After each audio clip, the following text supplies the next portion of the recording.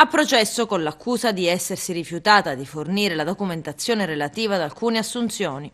Il GUP del Tribunale di Agrigento Alfonso Malata ha disposto il rinvio a giudizio di Olga Matraxia, 65 anni, dirigente del Polo Universitario, accusata di omissione di atti d'ufficio.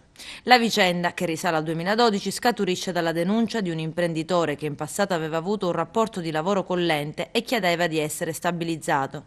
Un esperto informatico, dopo aver lavorato con un contratto a progetto stipulato con una sua ditta, si era visto respingere la richiesta e chiese dei documenti al CUPA che giustificassero invece le assunzioni decise a vantaggio di altri precari che, a suo dire, avevano i suoi stessi requisiti.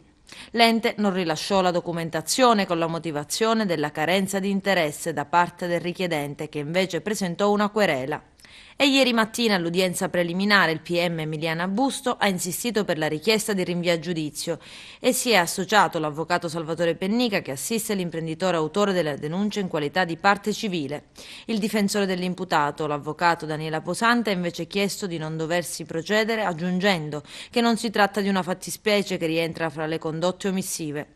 Il dibattimento inizierà l'11 gennaio davanti alla prima sezione penale.